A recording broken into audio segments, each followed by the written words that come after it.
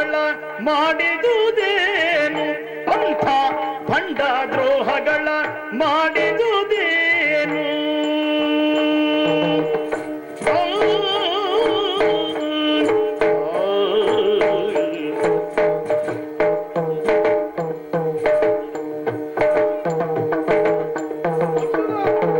ಕಂಡ ಕಾರ್ಯಗಳೆಸಗಿದೆ ನಾನು